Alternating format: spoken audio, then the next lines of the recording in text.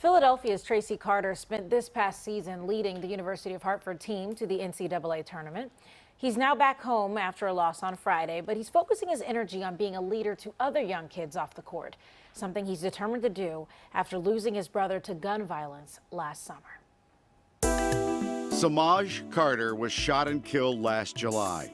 He was sitting inside of a vehicle on the 5000 block of Chester Avenue in Kingsesson. His two nephews were also shot, one in the face, the other in the back. They both survived. As you might imagine, life changed that night for Samaj's family.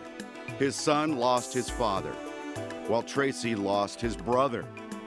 A young man, he says, had a knack for putting things together, but no immediate outlet to channel his gifts.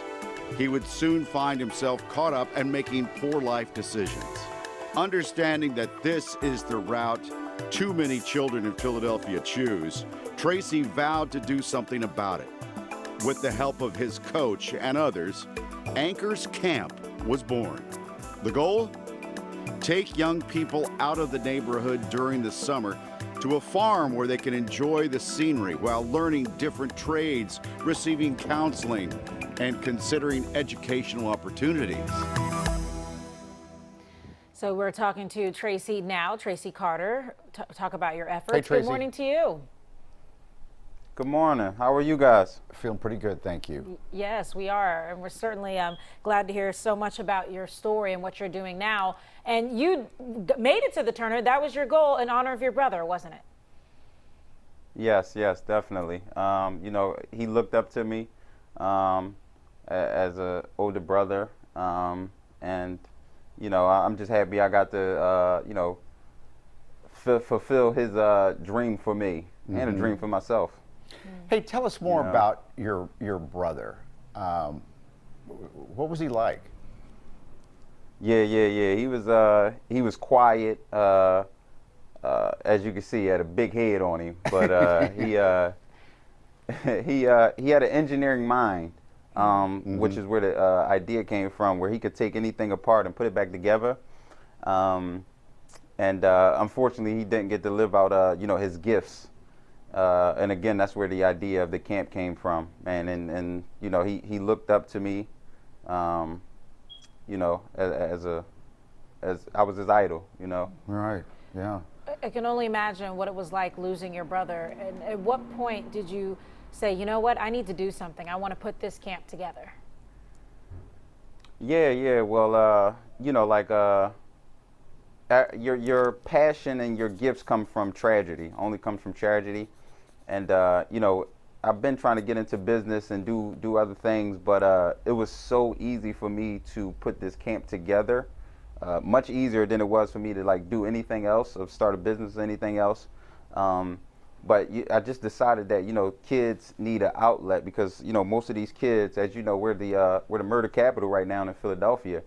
And these kids they don't want to be, they're scared out of their mind, and they don't have no outlet, no opportunity, no awareness for, you know, what their life can be, and, you know, how successful they can be, you know, without even being a basketball player or an entertainer, you know. Yeah, and if you don't have hope, I mean, you're lost a lot of times. What do you think it is about this country environment, you know, the farm setting there? Is it just that it's so unusual from their everyday lives?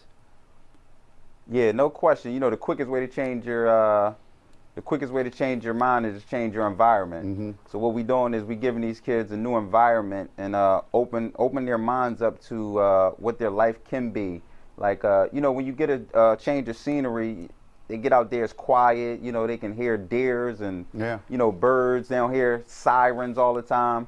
You know, it just creates a sense of peacefulness, right? And not to worry, right? No species can live in survival mode for a long period of time. I don't care what you are, whatever animal you are. You can't survive you can't live in survival mode for a long period of time. So when you start it back up for this summer, like how many students and kids you're looking to bring, and how many do you want to expand this to?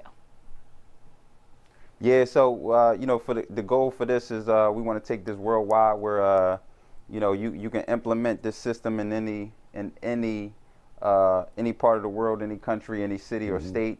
But the camp is it's 5 days and 4 nights, so a week long overnight camp. It's 3 weeks. Each week is its own week. We have barber classes where we have a barber come up and cut the kids, give them haircuts, and then teach them how to give haircuts. Horseback riding. There's a bunch of learning, you know what I mean? So we get kids from New Jersey, Philadelphia, New York, all over. Real quickly here, equine therapy is quite successful. Give me an update on your nephews. I know they were both shot too. How are they?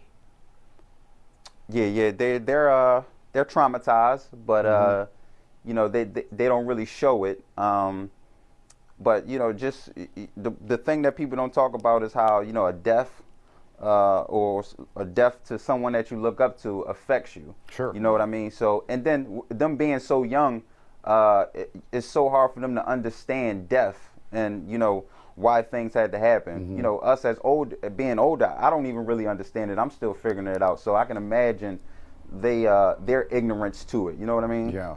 By the way, I know your grandmother is there in the house. Say hello to her. She watches the show. Mike, she was just talking about you. She love you. I love her too. Oh, we're waving to Mike her right now. He said he loved you and hi. Okay. Getting phone calls already. I see you on TV. Traci, thanks. Yes, thank you so much. And if folks thank you. want to learn more about it, it's www.anchorscamp.org. I have a feeling it's something a lot of people are going to be interested in. It's a great thing that he's doing. Nicely done. We'll be right back.